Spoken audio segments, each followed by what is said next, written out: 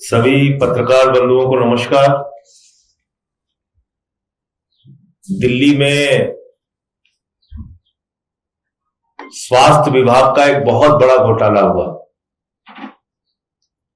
रेखा गुप्ता जी की सरकार में,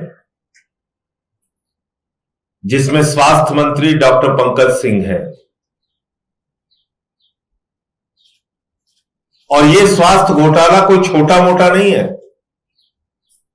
650 करोड़ रुपए का स्वास्थ्य घोटाला, 650 करोड़ का स्वास्थ्य घोटाला। दवाओं में घोटाला, ओआरएस का पैकेट खरीदने में घोटाला, एक्सरे की मशीन खरीदने में घोटाला, रेडियोलॉजी के लिए इस्तेमाल होने वाले तमाम इक्विपमेंट्स खरीदने में घोटाला, बेडशीट खरीदने में घोटाला, और यहां तक कि जो दवाएं मिलती हैं अस्पताल में मरीजों को, उस दवाओं में भी घोटाला। इतना बड़ा घोटाला हो गया 650 करोड़ रुपए का। और ऐसा मालूम पड़ रहा है कि बिल्कुल मुर्दा शांति है चारों तरफ, कोई इनसे सवाल नहीं पूछ सकता। न मोदी और रेखा गुप्ता के डबल इंजन सरकार की चर्चा हो रही है, ना रेखा गुप्ता सरकार की और उनके स्वास्थ्य मंत्री की चर्चा हो रही है, ना भारतीय जनता पार्टी का कहीं नाम आ रहा है। मैंने एक दो चैनलों पे खबरें देखी, सिस्टम दोषी हो गया, सिस्टम। यह बड़ा अजीब मामला है। जब जब भारतीय जनता पार्टी कोई भ्रष्टाचार करती है, टीवी चैनल्स पे खबरें दिखाई जाती है, सिस्टम दोषी हो गया। लखनऊ में आग लग जाए, बच्चे मर जाए, सिस्टम दोषी। कहीं कोई घोटाला हो जाए, सिस्टम दोषी। अरे कम से कम रेखा गुप्ता सरकार का नाम लेने की हिम्मत कीजिए, उनके स्वास्थ्य मंत्री का नाम लेने की, जिम्मेदार लोगों का नाम लेने की तो हिम्मत कीजिए। घोटाला क्या हुआ एक एक करके मैं बता रहा हूं आपको। पहली गड़बड़ी तो रेखा गुप्ता की सरकार ने किया कि डॉक्टर वत्सला अग्रवाल को सारे नियम कानून ताक पे रख के, जिसके खिलाफ कैंसर अस्पताल में भर्ती के मामले में जांच चल रही थी, उस वत्सला अग्रवाल को 10 सीनियर डॉक्टर्स को पीछे करके, उनको लात मार के इनको स्वास्थ्य महानिदेशक बनाया गया, डायरेक्टर जनरल हेल्थ सर्विसेज। किसको बनाया गया? डॉक्टर वत्सला अग्रवाल को। तो जब डॉक्टर वत्सला अग्रवाल डीजीएचएस बन गई, उसके बाद यह लूट का खेल शुरू किया सरकार ने, रेखा गुप्ता की सरकार ने और स्वास्थ्य विभाग ने मिलकर। क्या है लूट का खेल? ये एसीबी की एफआईआर है, लेकिन उससे ज्यादा जरूरी है कि आपको बहुत आसानी से समझ में आ जाएगी। ये लूट बहुत आराम से आपको समझ में आ जाएगी, कोई ज्यादा मेहनत करने की जरूरत नहीं है। इसमें पहली लूट की गई, एक राजीव रंगीला, गाना सुना होगा फिल्म रंगीला का आपने, हो जा रंगीला रे। तो उस राजीव रंगीला ने क्या किया कि कुछ फेक कंपनियां बनाई अपने परिवार के लोगों के नाम पे, और वो फेक कंपनियां बना के एक ठेका निकाला गया स्वास्थ्य विभाग के द्वारा, रेखा गुप्ता की सरकार के द्वारा, भारतीय जनता पार्टी के द्वारा, चंदाचोर पार्टी के द्वारा, डबल इंजन सरकार के द्वारा। और कहा गया 2 एक्सरे मशीन खरीदनी है पोर्टेबल। जाहिर सी बात है, जब 2 एक्सरे मशीन खरीदने की बात आई तो कंपनियों ने ज्यादा इंटरेस्ट नहीं दिखाया।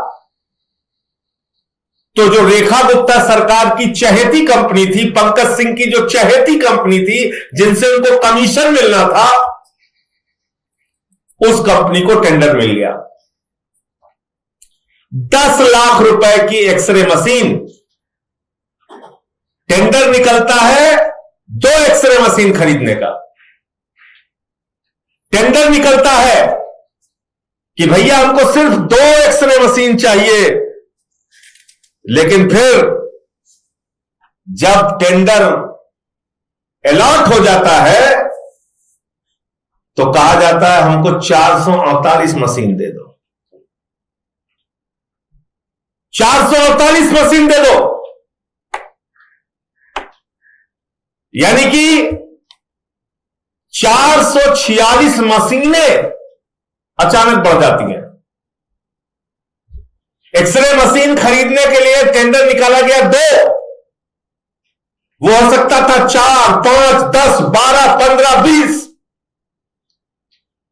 448 मशीनें बढ़ा दी गई उसको। जब टेंडर मिल गया अपनी चहेती कंपनी को, रेखा गुप्ता और पंकज सिंह की चहेती कंपनी को, तो फिर उस एक्सरे की संख्या हो गई 2 से बढ़ा के 448 और 10 लाख रुपए की एक्सरे मशीन जो दूसरे अस्पतालों को 10 लाख रुपए में यही कंपनी सप्लाई करती है, वो राजीव रंगीला ने सप्लाई किया 33 लाख रुपए में। जो 45 करोड़ का माल था वो बेचा 145 करोड़ रुपए में। तो सीधे सीधे यहां पर करीब करीब 100 करोड़ का घोटाला इन्होंने किया। 148 करोड़ रुपए का पेमेंट हुआ, जबकि 10 लाख के हिसाब से 48 करोड़ का पेमेंट होना था। 148 करोड़ का पेमेंट हुआ, 100 करोड़ रुपए का भ्रष्टाचार तो एक्सरे के मामले में हो गया। फिर आया बेडशीट का मामला, बोले चादर खरीदनी है साहब अस्पतालों के लिए। बोले खरीदो चादर, बोले रंगीन चादर खरीदनी है, हर दिन एक अलग कलर का चादर, आज हरा, कल पीला, परसों लाल, फिर काला, फिर भूरा, फिर गुलाबी, 7 दिन अलग अलग रंग के चादर खरीदे जाएंगे। यह निर्देश जारी किया गया क्योंकि चादर की संख्या बढ़ानी थी। चलो भैया 7 रंग के जगह मैं कह रहा हूं 15 रंग के चादर खरीद लो, 15 रंग के चादर, 7 की जगह 15 रंग के चादर खरीद लीजिए और उसी 15 चादर को धुल के बार बार इस्तेमाल करते रहिए। तब भी महीने में 2 दिन में एक बार चादर का नंबर आ जाएगा। 15 चादरें हैं तो 15 चादर में घर चल जाता है, नहीं चल जाता? आप लोगों का पत्रकार बंधुओं चल जाता है ना? चलो 30 कर लो यार, हर दिन एक चादर बदलो तो साल भर बीत जाएगा 30 चादर में कि नहीं बीत जाएगा? रेखा गुप्ता की अनोखी सरकार ने, रेखा गुप्ता की अनोखी सरकार ने, डबल इंजन मोदी रेखा की सरकार ने, रेखा पंकज सिंह की सरकार ने, चंदा चोरों की सरकार ने, जानते कितना चादर खरीदा एक बेड के लिए? 111 चादर। एक बेड के लिए 111 चादर। बोले दिल्ली के अस्पतालों में चद्दर इस्तेमाल होगा 3 दिन तक। एक चद्दर नया चद्दर बिछाया जाएगा, फाड़ के उसको फेंका जाएगा, फिर दूसरा चद्दर, फिर उसको फाड़ के फेंको, फिर तीसरा चद्दर, फिर उसको फाड़ के फेंको, फिर चौथा चद्दर, फिर उसको फाड़ के फेंको। ऐसा तो ताज होटल में भी नहीं होगा, JW मैरियट में भी नहीं होगा। एक बेड के लिए 111 चद्दर खरीदे गए दिल्ली में। ये घोटाला नहीं, महाघोटाला है। सुन के आपकी आंखें निकल आएंगी। पता नहीं क्यों पूरा का पूरा इस समय जो तंत्र है वो शांत बैठा हुआ है। हमारी सरकार होती तो गर्दन दबा देते अब तक। कहते यहीं गड्ढा खोदो, यहीं कबर गाड़ो इनकी सबकी, मंत्रियों की भी गाड़ो, सबकी गाड़ो यहीं पे खोद खोद के। ये मजाक है कोई? 15,000 बेड के लिए 16 लाख से ज्यादा चादरें खरीद दी गई। 15 लाख बेड के लिए 16 लाख से ज्यादा चादर खरीद दी गई। तमाशा हो रहा है। और वो चादर कितने में खरीदी गई? 450 रुपए में एक चादर। कौन सी चादर? जो यही कंपनी एम्स जैसे प्रतिष्ठित देश के सबसे बड़े अस्पताल को सप्लाई करती है 150 रुपए में।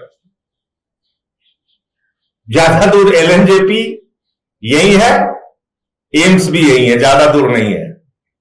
अपना कैमरा लेके जाइए और पता कीजिए एम्स को इस कंपनी ने चादर कितने में दिया है? 150 रुपए में एक चादर।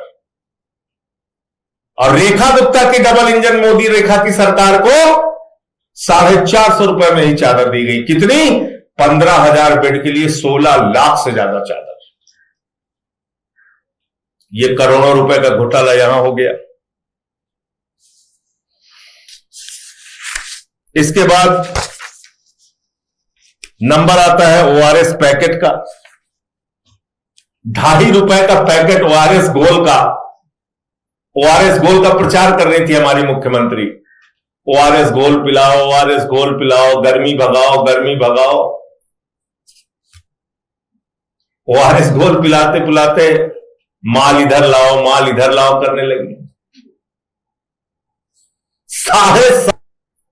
7.5 करोड़ में खरीदा 15 रुपए की दर से। कितने की? 15 रुपए की। ओआरएस का पैकेट कोई भी चला जाए 2 रुपए का मिल जाएगा, ज्यादा से ज्यादा 2.5 रुपए का मिल जाएगा। 15 रुपए का ओआरएस का पैकेट, एक पैकेट। इसमें घोटाला किया। अब असली खेल आता है दवाओं के खरीद का। पहले दिल्ली सरकार में व्यवस्था थी कि भाई अगर आपको दवा खरीदनी है कोई इमरजेंसी में तो आप लोकल जो केमिस्ट है उससे दवा खरीद लीजिए। जाहिर तौर से लोकल केमिस्ट से जब आप दवा खरीदते हैं अपनी जरूरत के मुताबिक तो एमआरपी के रेट पे देता है, महंगी दवाएं देता है। लेकिन अब जब आप थोक में खरीदते हैं, दवा बनाने वाली कंपनियों से खरीदते हैं, तो वही दवा आपको करीब करीब 70 से 80% कम दामों में मिलती है। ये एक सर्वविदित सत्य है, कोई इसमें छिपी हुई बात नहीं है। लोकल केमिस्ट से कितने की खरीद की जा सकती है? साल में 1 करोड़ की, 2 करोड़ की। लोकल केमिस्ट से 3, 4, 5 करोड़ की खरीद की जा सकती है। हमारी बहादुर रेखा गुप्ता की सरकार ने, डबल इंजन वाले ने, मोदी रेखा और पंकज की सरकार ने, जिनके पास 3-3, 4-4 इंजन है, इन्होंने 400 करोड़ रुपए की दवा लोकल केमिस्ट से खरीदवाई। और मैं नहीं कह रहा हूं, एसीबी कह रही है कि राजीव रंगीला, ले जा रंगीला रे, वो 300 करोड़ रुपए इसमें दलाली खाया हुआ है। ये एसीबी के कागज में लिखा हुआ है। कितने की दलाली? 300 करोड़ रुपए की। ऐसे तमाम भ्रष्टाचार है। पढ़ूंगा तो काफी लंबा समय लग जाएगा। करीब करीब 650 करोड़ रुपए का भ्रष्टाचार है। और मैं आज उन सभी आदरणीय टीवी चैनलों से पूछना चाहता हूं कि जब दिल्ली में एक तथाकथित शराब घोटाला अरविंद केजरीवाल की सरकार के खिलाफ बनाया गया, झूठा और बेबुनियाद, जिसमें अरविंद केजरीवाल, मनीष सिसोदिया से लेकर सारे लोग बाइज्जत कोर्ट से बरी हो चुके हैं। और बरी ही नहीं, कोर्ट ने कहा इनके ऊपर आरोप साबित करने के लिए, आरोप चलाने के लिए, ट्रायल शुरू करने के लिए भी प्रमाण और सबूत नहीं है। कोई चार्ज ही नहीं बनता। एक ही चार्ज बनता है, जिन अधिकारियों ने मुकदमा किया है उनके खिलाफ कार्रवाई करो, ये कोर्ट ने कहा है। लेकिन उस मामले को लेकर कहीं दंगल चल रहा था, कहीं 3rd डिग्री चल रही थी, कहीं बड़ी बहस चल रही थी, कहीं छोटी बहस चल रही थी, कहीं तगड़ी बहस चल रही थी, कहीं लालम लाल बहस चल रही थी, कहीं खूनम खून बहस चल रही थी। इसको इस्तीफा क्यों नहीं दिलवाते, इसको फांसी पे क्यों नहीं चढ़ाते, इसको अभी तक खोदा क्यों नहीं, कबर क्यों गाड़ा क्यों नहीं, इनको अभी मंत्री घूम कैसे रहा है बाहर। हमने उन डिबेट्स का सामना किया है। गली गली में ठेका, गली गली में ठेका। ऐसा प्रचारित किया गया, कोई काम नहीं किया केजरीवाल जी की सरकार ने, ना स्कूल बनाया, ना अस्पताल बनाया, ना बिजली दिया, ना पानी दिया, न माताओं बहनों के लिए बस की फ्री यात्रा की, न सड़कें बनाई, कोई काम नहीं किया। गली गली में ठेका। मुझे बुलाया गया कई कार्यक्रमों में, आइए आपका 3rd डिग्री होगा, 4th डिग्री होगा। हमने कहा चलो, गए, हमने उन कार्यक्रमों का सामना किया। हमारे परिवार ने एक नहीं हजारों लाखों बार वो अपमानजनक शब्द सुने और बर्दाश्त किए, लेकिन 650 करोड़ रुपए के स्वास्थ्य घोटाले पर एक मुर्दा शांति छाई हुई है, मुर्दा शांति। सब गजनी मोड में चले गए, कोई बोल ही नहीं रहा, कुछ कहीं से कोई आवाज ही नहीं निकल रही। ये कौन सा न्याय है? ये कौन सा न्याय है इस देश के चौथे स्तंभ का? मैं बड़ी विनम्रता पूर्वक आप सबसे पूछना चाहता हूं, क्यों नहीं चर्चा होनी चाहिए, क्यों नहीं सवाल होना चाहिए इन सारे मुद्दों पर? कहां है ईडी, कहां है सीबीआई? कितने लोगों की गिरफ्तारियां की? एसीबी तो छोड़िए, पुलिस एफआईआर लिखती थी, तुरंत ईडी पहुंच जाती थी। हाँ, क्या मामला है? दिल्ली सरकार का है, आम आदमी पार्टी होगा, इधर लो एफआईआर, हम आगे बढ़ाते हैं इसको। क्या मामला है? अखिलेश त्रिपाठी के खिलाफ, विधायक है ना आम आदमी पार्टी के, इधर लो, सीबीआई की जांच चलेगी। ये पार्षद है ना आम आदमी पार्टी का, तो इधर दो, एनआईए की जांच चलेगी। इस तरह की प्रताड़ना हम लोगों ने झेली है, और 650 करोड़ रुपए के भ्रष्टाचार पे ना अभी तक कोई ईडी की प्रेस कॉन्फ्रेंस हुई, ना सीबीआई की प्रेस कॉन्फ्रेंस हुई, ना किसी के घर में छापा मारा गया, ना किसी की गिरफ्तारी हो गई। यही है तुम्हारा दोहरा मापदंड नरेंद्र मोदी जी, जिसके लिए हम लोग बार बार कहते हैं, आपकी सारी की सारी सरकारें ऊपर से लेकर नीचे तक, चाहे डबल इंजन हो चाहे ट्रिपल इंजन हो, सब भ्रष्टाचार में आकंठ डूबे हुए, जमकर लूट रहे हो देश को, जम के भ्रष्टाचार कर रहे हो। वरना आपके नाक के नीचे रेखा गुप्ता की सरकार चल रही है, अभी तक एक मंत्री की गिरफ्तारी नहीं हुई, ना स्वास्थ्य मंत्री की गिरफ्तारी हुई, ना मुख्यमंत्री से इस्तीफा मांगा गया, किसी को ना पकड़ा गया, ना जेल में डाला गया।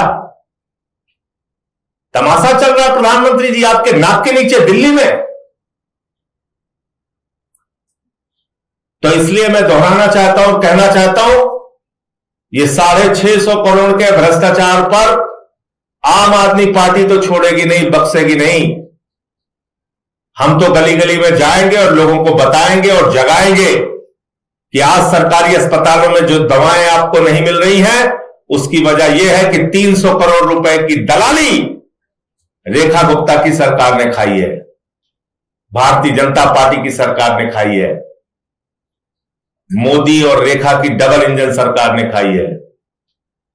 ये चंदा चोर पार्टी के लोग स्कूल खा रहे, अस्पताल खा रहे, बिजली खा रहे, पानी खा रहे, सड़क खा रहे, पुल खा रहे हैं, हवाई जहाज खा रहे हैं, कोयला खा रहे हैं, गैस खा रहे हैं। सब कुछ खाने के बाद प्रभु श्री राम के मंदिर का चंदा तो खा ही रहे हैं, दिल्ली की दवाएं भी खा रहे हैं, एक्सरे मशीन खा जा रहे हैं, अस्पतालों में बिछने वाली चादर खा ले रहे हैं।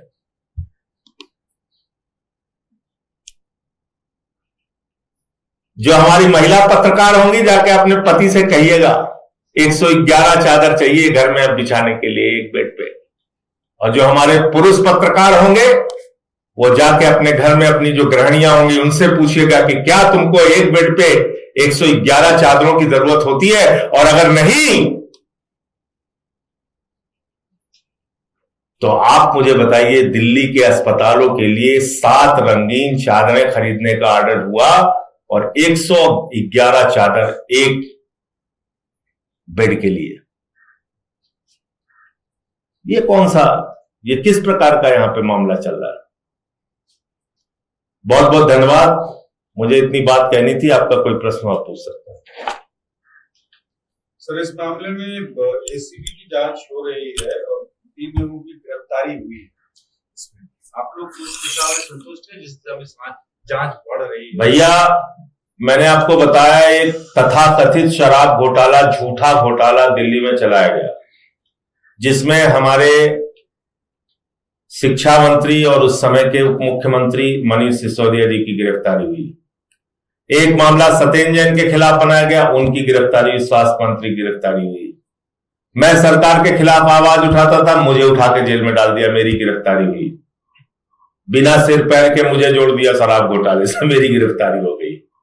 उसके बाद मुख्यमंत्री बाहर आते हैं, मुख्यमंत्री की गिरफ्तारी भी हुई और उनका इस्तीफा भी हो गया। हमारे मुख्यमंत्री, स्वास्थ्य मंत्री, शिक्षा मंत्री, सबका इस्तीफा हुआ, सबकी गिरफ्तारी हुई। इस मामले में क्या हुआ? ये 650 करोड़ के मामले में सरकार के एक व्यक्ति का नाम बताइए जिनकी गिरफ्तारी हुई हो। और आखिर ये सवाल क्यों नहीं पूछना चाहिए कि 10 सीनियर डॉक्टर को किनारे करके वत्सला अग्रवाल, जिसके खिलाफ भ्रष्टाचार का मामला चल रहा था, उसको डीजीएचएस कैसे बनाया गया? क्यों नहीं पूछा जाना चाहिए रेखा गुप्ता से बात? क्यों नहीं पूछा जाना चाहिए कि लोकल केमिस्ट से 450 करोड़ रुपए की खरीद आपने कैसे कर ली? क्यों नहीं पूछा जाना चाहिए कि आपको अकल नहीं है, अगर एम्स में 150 रुपए की चादर वही सप्लाई हो रही है तो आप 450 करोड़ की कैसे खरीद रही है?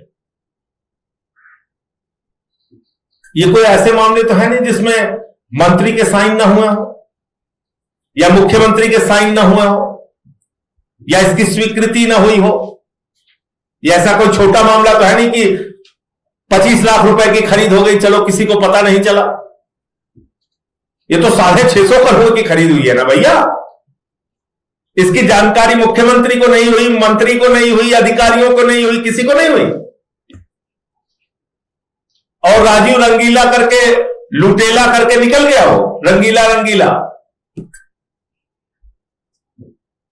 कह रहा है 7 दिन में अलग अलग रंग की चादर बिछाई जाएगी दिल्ली में। हम कह रहे हैं भैया 15 रंग की चादर बिछा लो। सर, इस पूरे मामले की शुरुआत दिल्ली सरकार ने एसएलए में सवाल स्वास्थ्य विभाग के 40 कर्मियों को तबादला किया गया था मुख्यमंत्री के द्वारा। उसके बाद जांच के आदेश दिए गए और उस जांच पे जो कुछ भी पता चला उसके बाद एसीबी को बोला गया था कि इस पे एफआईआर रजिस्टर हो। ये सरकार के संज्ञान में था और मुख्यमंत्री के कहने पे किया जा रहा। मेरा सवाल ये है, कुछ लोग ये कह रहे हैं कि मुख्यमंत्री और स्वास्थ्य मंत्री के बीच में एक लड़ाई चल रही है और उसकी वजह से, उस खींचतान की वजह से उस लड़ाई से हमारा कोई लेना देना नहीं। हम तो जनता के पॉइंट ऑफ व्यू से सवाल उठा रहे हैं।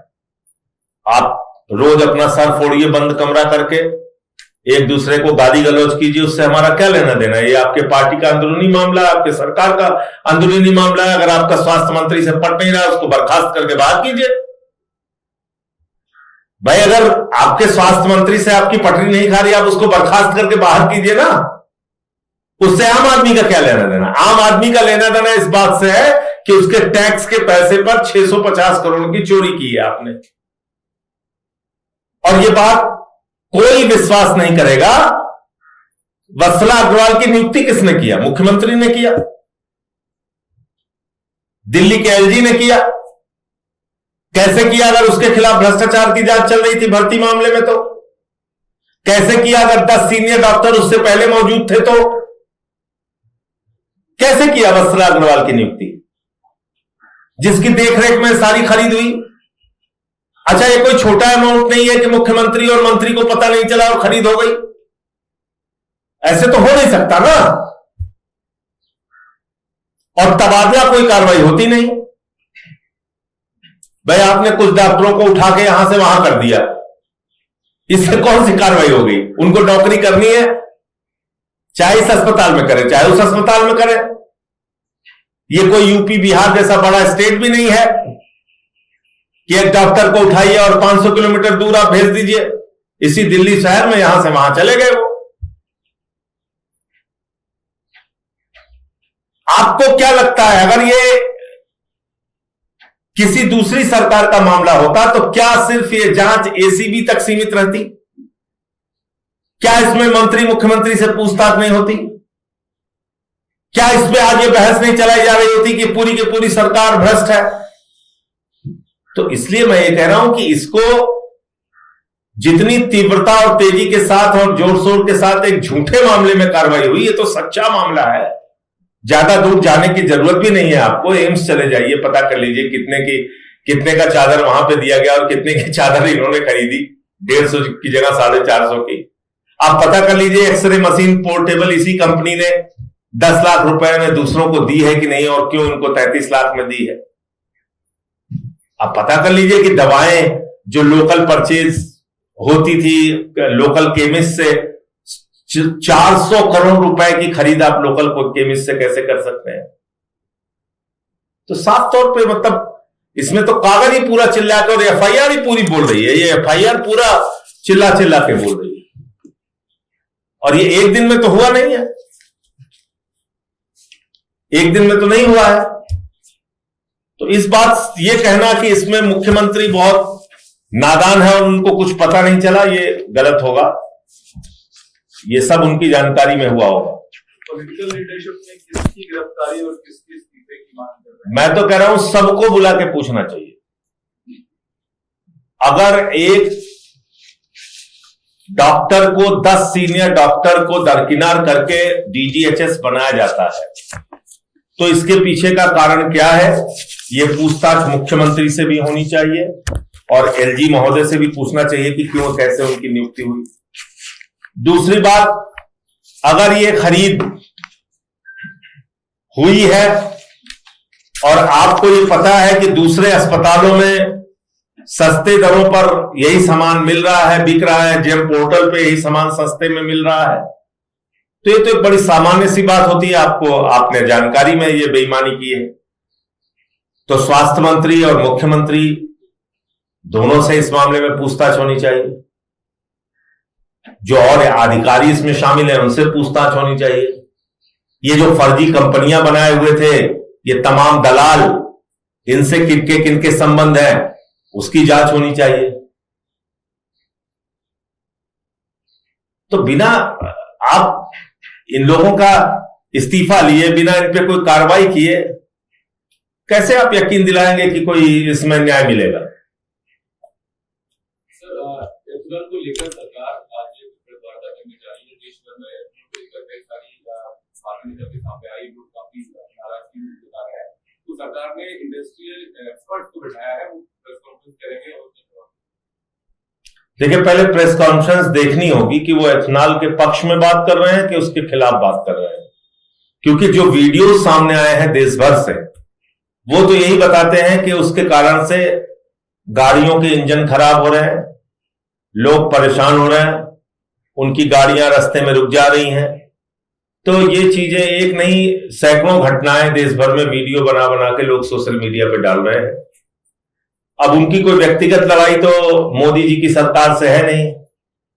आज तो मैं देख रहा था एक बड़ी प्रशंसक थी मोदी सरकार की, वो भी काफी नाराज है, उनकी कोई डिफेंडर कोई गाड़ी है वो खराब हो गई है। तो कोई जैन है महिला, रेणुका जैन या क्या नाम है शायद उनका मैं देख रहा था, वो बहुत कट्टर समर्थक हैं और 500 रुपए तक का पेट्रोल भी खरीदने का दावा करती थी। लेकिन हो रहा है ऐसा, खामियों को डिफेंड कर रहे हैं या एथेनॉल बंद करने जैसी कोई बात कर रहे हैं, ये देखना पड़ेगा, उसके बाद ही कोई प्रतिक्रिया देना ठीक होगा।